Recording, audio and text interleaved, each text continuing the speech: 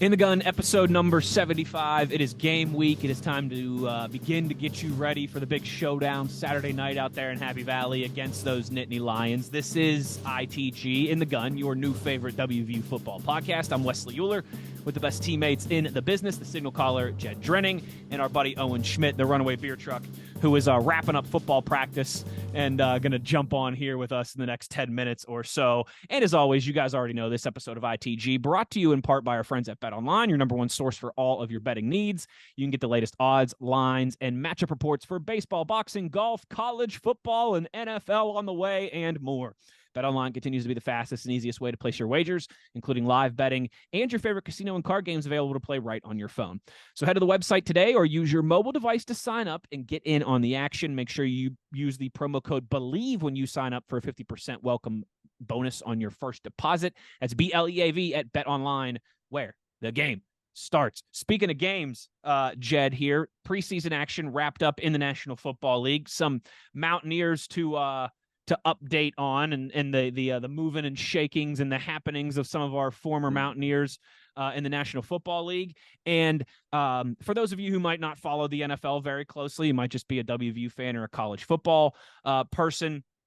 Trey Lance, who was a top pick of the 49ers just a couple years ago, he just got traded to the Dallas Cowboys this past week. With that, right, Will Grier finding out that his final preseason game with Dallas, or Dallas's final preseason game, I should say, was going to be his final game with the Cowboys. So a bit of an audition for Willie G, if you will, and knowing that it was his last game with the Cowboys, that he was going to become a free agent. Well, all he did was throw for 305 yards, rush for 53 yards, and score 4 total touchdowns, 2 of those through the air and 2 on the ground. A heck of a performance, Jed, by our guy Willie G, singing for his supper a little bit, playing for his future. I tell you what, that's about as good as you can go out there and do to make a statement that you belong on an NFL roster.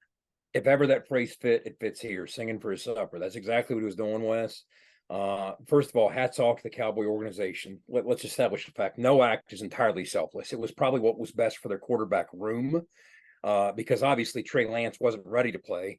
Dak Prescott, they didn't want to play. They wanted to keep him on the shelf, so it made perfect sense to put Will out there and give him 60 minutes of action to hop his wares and put his best foot forward. And boy, did he. We expect him to play pitch and catch. It was like the old Willie G. Very accurate, making solid decisions, but he was slippery. He was making some plays with his legs. I don't think I've seen him run like that since his first game as a Mountaineer at FedEx Field, yeah. Plays with his legs against Virginia Tech, but hats off to him. Something tells me that he's going to land on his feet. Somebody else will pick him up. To me, maybe the most powerful statement coming out of that game, first of all, you heard Will's remarks, very emotional. He grows attached to a locker room. It's genuine with what you're getting with that guy. He's a great teammate. But Dak Prescott's emotional remarks about Willie, you could tell he was talking about that. So hats off to Will Grier. Nice tweet I saw by Chad Grier. Very proud of his son, should be. But something tells me maybe even by the time the show's over, he's going to land on his feet and be somewhere else. Yeah, I agree. I mean, our loyal listeners know this, but for those of you who might not, I work in the NFL. I work for the Steelers and for iHeartRadio. So I watch a lot of football. With that, unfortunately, I watch a lot of preseason football. And I've been at 3 preseason games this year alone. And I can tell you there's a lot of bad quarterback play around the National Football League. And what Willie G showed was not bad quarterback play. It was actually competent quarterback play. So I'm with you. I know we're biased, obviously, but I would be very surprised if Willie G is not finding himself on a roster or at least a practice squad, here in the next few days. Tuesday at 4 p.m. are when final cuts are due around the National Football League, and teams will obviously start signing free agents and guys that become available in that time period as well, too. So like Jed said, might not be too much longer here before we get an answer on Mr. Grier's potential future.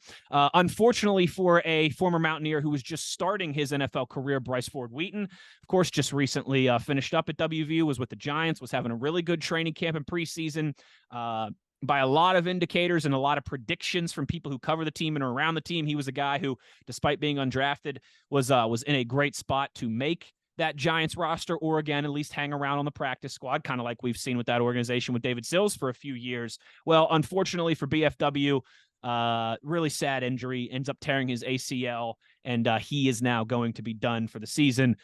Jed, that stinks for a guy who was just kind of knocking on the door of really getting that first NFL opportunity. And obviously, we wish him all the best in a speedy recovery. Yeah, we're not going to spend as long on this one because it's far more negative, but I see it as an opportunity. Like you said, BFW had turned some heads in camp. Obviously, the physical skills and the measurables have always been there, but he was actually making some plays in camp. And you hate to see him catch a break like this. Now here comes another opportunity. That opportunity is to show his dedication and commitment to the rehab it's going to take to get back on schedule as the Giants plan for him or intend for him. So let's see how that goes for him. But getting that getting that rehab room and get that thing right, do what you're told, show up. Exactly. In other words, this is the next level of commitment for Bryce Ford Wheaton. You were showing it on the field. Now let's show it in the training room. That's it. It's a tough hand to be dealt, but we've seen a lot of guys bounce back from those positions, and hopefully BFW is the next great comeback story in that regard. Before we go to break here and get to our buddy Big Daddy back, this is season 2 of Big Daddy Merinar coming up here, Jed. We got a poll up for you on our Twitter, X, whatever the heck Elon Musk decides to call it this week, platform account at In the Gun Podcast. Poll brought to you by our friends at Toothman Ford, folks. We all know cars cost less in Grafton, so make sure you're showing some love to Toothman as they do so much for the NIL and the opportunities of our student athletes at WVU. The question we asked is, on the road at number 7 Penn State, it's potentially the toughest test West Virginia has faced since, and a few options here. At number 1 Miami at home in 2002, LSU at home in 2011, Alabama on the road, that neutral site Chick-fil-A kickoff game in 2014, or obviously, as always, we give you the other. You can add in the comments there. So Jed, not surprisingly, Alabama winning this comfortably with 71.5% of the vote, LSU in second, Miami in third. Some people mentioned the 2013 Baylor game. Some people mentioned Oklahoma a couple of those years that the Sooners have been ranked in the top 5 and gone to the college football playoff. Some people mentioned Miami from some of those different years. Yep. To me, my answer was I voted for Alabama as well, too. I mean, that's the greatest modern dynasty that we've seen in sports, probably, and what Nick Saban has done there. I mean, I guess maybe you could argue the Patriots. I'm talking modern, 21st century. 21st century. You could talk about what the Patriots have done, what Alabama and Nick Saban have done. That was my vote, and I'm not surprised that kind of won comfortably, because you don't see a team like that very often either, especially since Miami left us. There were, as you touched on, a handful of the mentions in the comments. I mean, obviously a lot from the Big 12 to draw from. You talked about some of the Baylor teams. You talked about some of the Oklahoma teams. You could even mention, the 2014 TCU team. So maybe even TCU from last year. Or even TCU from last year. So, yeah, you could talk about any of those as challenges. To me, with Alabama so overwhelmingly winning, it's almost a touch of recency bias. And what I mean by that is, first of all, this was before Nick Saban truly got that engine fired up. This was Lane Kiffin's first year as O coordinator. It was Gibby's first year as D coordinator. And he had all this guesswork, because we knew Alabama for the first time was going to enter the mainstream as a spread offense. Right. An old school 3 plays in a cloud of dust offense, which Nick had been all the way up through 2013. This was the first time a guy like Amari Cooper was actually put to great use in the perimeter in that offense. That was a team, of course, they were loaded. Derrick Henry, TJ Yeldon, I mean, defensively, Reggie Ragland, Landon Collins, Nick Perry. The names could go on, but I think there were many better Alabama teams down the line. That was a good one. There certainly were. And I think that if you truly revisit what those best Miami teams were all about, wow. Oh, man. They got Hall of Famers. Those Hall of Famers, not those first-round picks, those Hall of Famers up against just about anybody.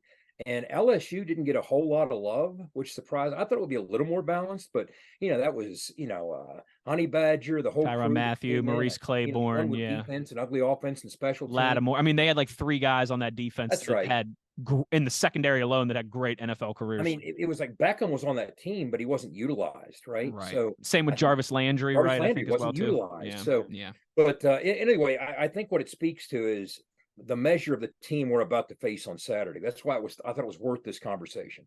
I mean, every so often West Virginia faces a team of this caliber, or at least what you're anticipating to be of this caliber. And Penn State's right up there in terms of the top first round picks they're going to churn out, the depth they have, the big games they're going to be in, some of which they're going to win. So that's what you're potentially looking at with this Penn State team. And I thought it warranted maybe a poll like that to see what people's thoughts might be. Well, I tell you what, good stuff, good reaction on that poll, some good conversation. And, speaking of big time games, big time opponents, Jed and Skylar doing a great breakdown on our previous episode of ITG of the largest crowds that WVU has ever played in front of. We can argue about potentially the toughest test, but after this weekend, the largest crowd will not be an argument. Good stuff from Jed and Skylar. If you want to check that episode out this week as you get ready for Mountaineers and Nittany Lions on Saturday night in prime time. We're going to take a break. When we get back on the other side, our friend, your friend, all of our friends, Big Daddy Merinar will join us to talk all things Mountaineers and Nittany Lions. You are in the gun. I'm talking with J.R. Toothman of Toothman Ford. J.R., everybody knows a lot of pro athletes buy from you. What's the secret? Just like Will Grier, future Hall of Famer Frank Gore, James Washington, and many more pros, these guys have financial advisors that are always looking out for them to save time and money, and that's why they always shop at Toothman Ford. And what if you're like us regular folks that don't have people giving us advice? You don't need a financial advisor. Toothman Ford will save you time and money no matter who you are. Plus, we'll buy your car even if you don't buy from us. Visit toothmanford.com and get a quick, instant cash offer. That sounds like a score to me. That's right. And as always, we'll take anything in trade from chicken wings to Super Bowl rings. Toothman Ford's got a lot of fans. Here's another one. QB Will Grier. This is Will Grier, former West Virginia and current NFL quarterback. And cars really do cost less in Grafton at Toothman Ford. That's a fact, Will. Thanks. You can shop online anytime at toothmanford.com. For more West Virginia Mountaineer football content, be sure to follow us on Twitter at In the Gun Podcast.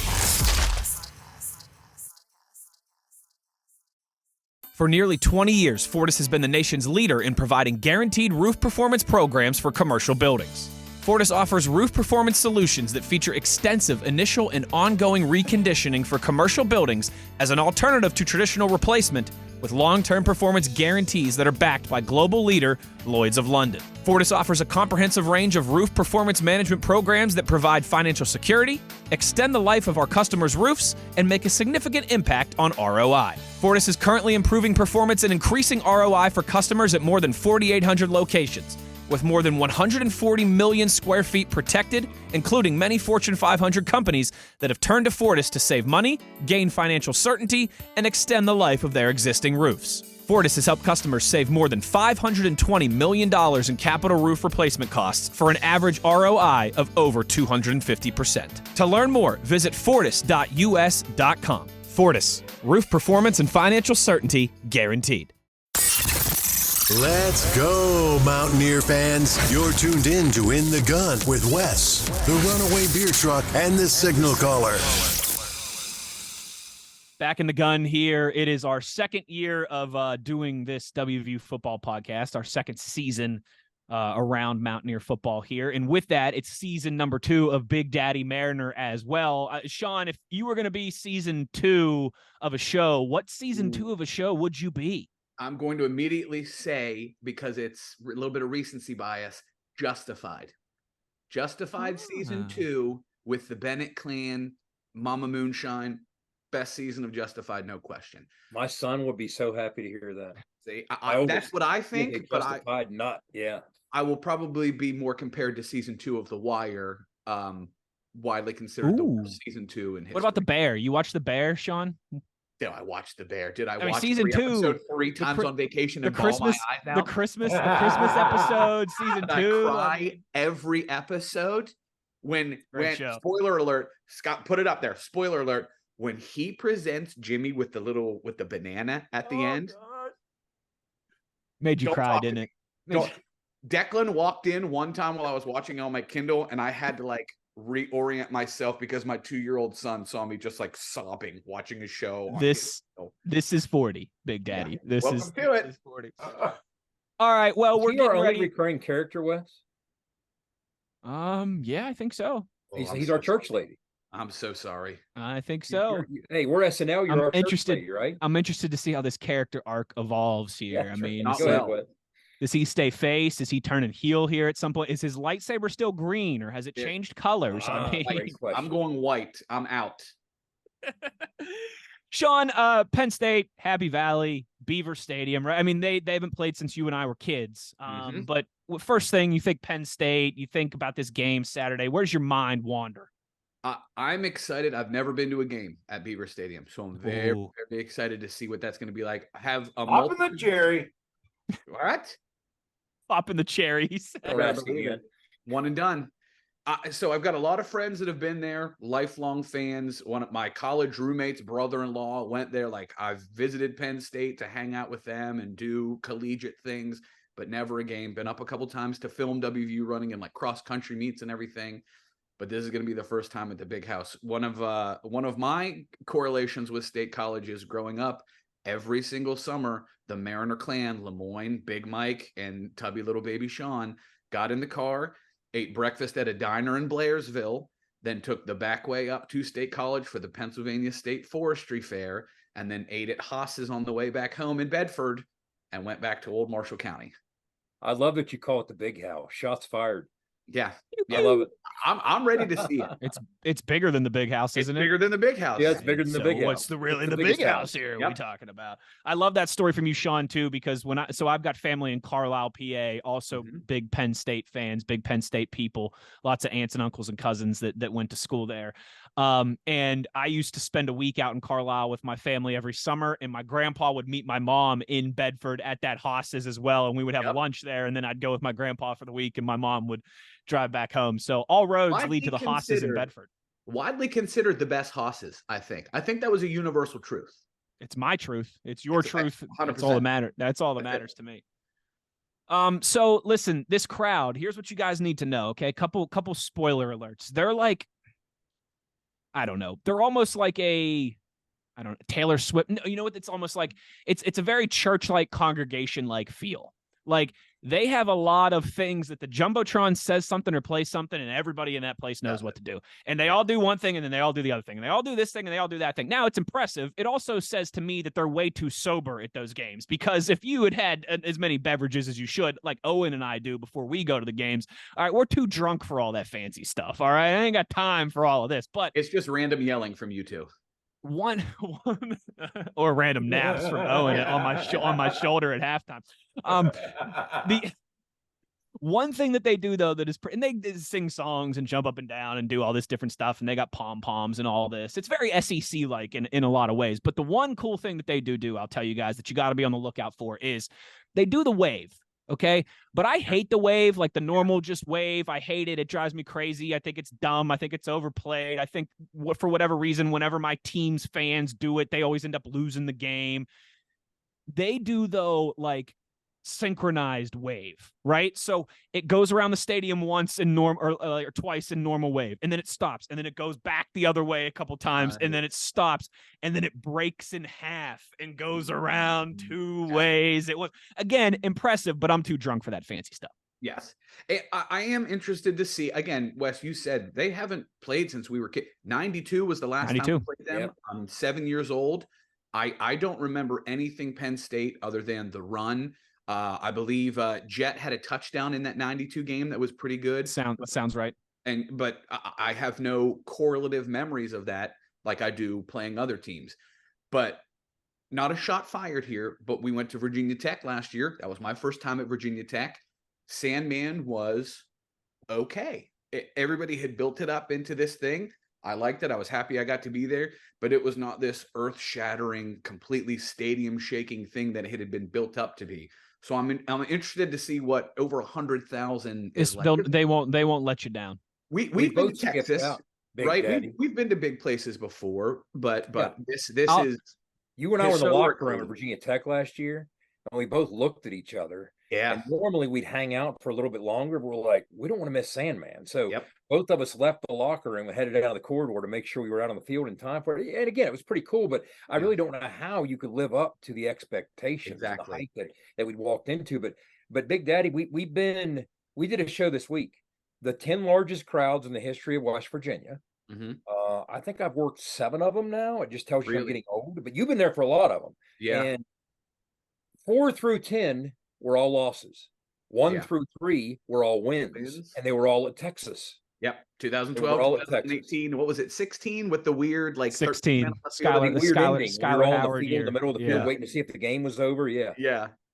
Yeah. Yeah. So, I mean, listen, I'll tell you guys this. Now, I do think it's, to be fair, and I'm not trying to make excuses for Virginia Tech. Like, I think if Virginia Tech was ranked in the top 10 and that Agreed. was a Very fair. Saturday night primetime game instead of a weeknight, I bet you would have been a little more impressed. But I've been to 2 games at Beaver Stadium before, both in primetime, both against Ohio State. And I was not underwhelmed. Let's put it that way. I've been to the Big House. I've been to a Michigan Notre Dame game as well, too, in Ann Arbor, nighttime primetime game. It wasn't even, it was like a high school football game compared to Penn State. And it wasn't even close. The atmosphere at Michigan, if it was a 3 or a 4 to Penn State's 10. I mean, I think you guys will be, as much as I hate giving them credit in this regard, their atmosphere is pretty sick. Well, when they announced it was going to be a night game on a Saturday night, me, my friends, like my Penn State people, I was immediately like, are they going to blow the whiteout game early? Like, are we going to be the whiteout game right out of the gate? It's pretty close to one. It's pretty much one in spirit, right? But it's the helmet stripe game. If we're there and it's the whiteout game, like, this is just going to be insanity. It's insane. It's like, guys, I said this to Jed and Owen on, I think, the last episode that we all recorded together. One of the years when I was there against Ohio State, I was using the bathroom in like the second quarter, like the tailgate had finally caught up to me and it's like early second quarter and I got to go take a leak, right?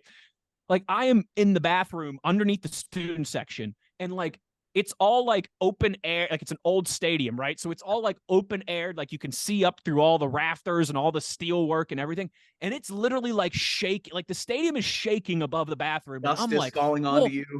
Yeah, like legitimately, like looked like something that you see, like when you see videos of like I don't know, like big huge soccer stadiums in like Argentina, you know what I mean? And like the whole upper section is like bouncing. It was incredible. Like I remember being like, holy crap, like this might not be safe. Like they had a period in time where they had to stop playing Zombie Nation for like 2 years so that they could do structural repairs to the student section because it was so loose from them jumping up and down and going. Like they could not play Zombie Nation in the stadium for 2 years because they had to do structural repairs to the integrity of like the lower bowl. It's, again, I feel dirty. I'm going to need to go shower as soon as we get off here because I'm saying these nice things about Penn State, but I think you guys will be impressed. Here's what we're going to do. Skylar's listening in, our producer. I think I'm going to give you last year's largest Penn State crowd and last year's smallest Penn State crowd. We're all 4 going to guess. Okay. Price is Right style, right? And see who comes closest. We'll revisit it next week to see who comes closest. So, R.I.P. Bob Barker. R.I.P. Bob Barker. R.I.P. And where's our chicken? Where's our chicken noodle soup and our ginger ale in honor of Bob Barker? Let's do it in honor of the late Bob Barker and have your pets spayed and neutered. Okay, so 360. Last year, 7 home games. Their smallest crowd was Michigan State, and that was, I'm writing this down, 105,154. That was their smallest. Their largest crowd was Minnesota. Beanie Bishop played in this game. Okay. 109,813. So, with that frame of reference, let's all 4 guess who wants to go first. Lowest 105, 154, highest 109, 813. That doesn't mean they can't have some, I guess they have standing room only to get that higher. Are they going to break that? Whatever number you want to float out there, Skylar, if you're documenting our guesses, then we can double back next week and see who comes closest to win. What is official capacity for Beaver Stadium? That's what I was just trying to look up here. Give me 1 second. Wes? The official capacity is, wait, where was it? It was just right there. 106,572. Okay, so that Minnesota game had some standing room only action. Yes. Okay. Yes. Their record attendance is 110,889. So 110,000. Yeah, Ohio State 2018. 110,889 is their attendance record. Okay. I think I'm ready to guess. You guys ready? Yep, I'm Go with ahead. you. Okay. Here's what I'm going to say. I'm going to think the buzz surrounding this team, the fact that it's a 7:30 kick, the fact that, again, we had the novelty effect with Texas back in 2012. Big Daddy, you'd agree. Yes. Easily the most energy we've ever seen in that building at DKR was that first year when we were Absolutely. the new conference team. They hadn't played us in a long day, since the 50s in that building. Okay. So I think the novelty effect does play a role against an old regional foe. I'm not going to call it a rivalry. I think we got a shot because of all this record-setting buzz up in the Penn State nation. We have a chance to break that crowd record because of the buzz surrounding this team, because it's a 7:30 kick, and just because we haven't played them in 30 years. That's a little bit of a wrinkle. I think we have a shot to break that 110-889 with standing room only. I think we got a shot. Again, these people are fired up about this 2023 Penn State team up there. They are eating with a big spoon. And So we I are do traveling think they all want to be part of this to kick off the season, no matter who they're playing. And it helps a little bit that it's a team they haven't got to see in 30 years. Yeah. And they think they're going to show up and just have their way with us, knock us around, and they want to be part of it and bear witness. I think we got a shot to break that record. So I'm going over on the one time. I'm going to say 110 and even 900. You got it, Skylar? 110,900. That's an ambitious guess. So that would be beating it by 11 seats. That's right. In butts and seats. 11 I huge. don't want to underestimate the buzz up there in Happy Valley around this team right now. Yeah. Even by their standards, it's crazy buzz. I agree with that. It is a big buzz team. I do know a lot of people from West Virginia that are going up to this game. This is a bucket list game for many people our age who never really got to see them. That said, I do think that Ohio State late in the year, both of them are normally in contention. That always, I think, trumps even what a really big old regional foe can be. I still think we have a chance at top 3, top 5 all time. I'm going to go 110,423. Wow. That would be the 5th biggest crowd in history. Let's shoot for it, baby. All right. Let's see here.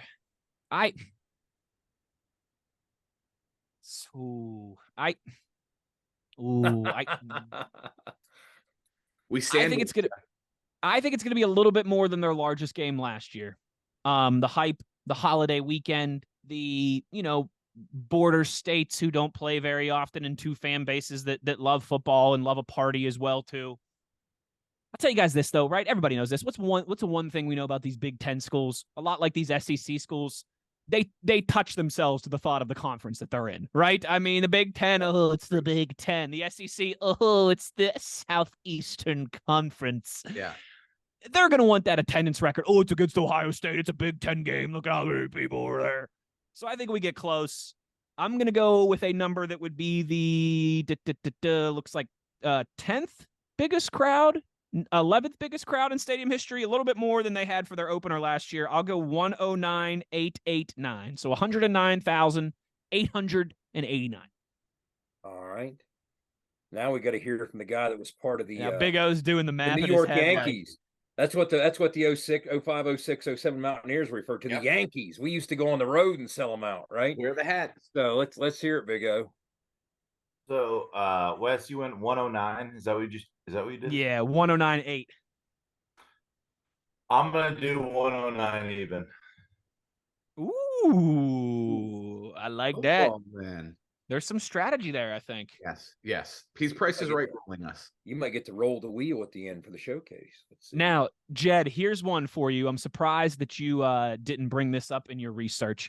Okay. Twice before in Beaver Stadium history, the largest game was against WVU.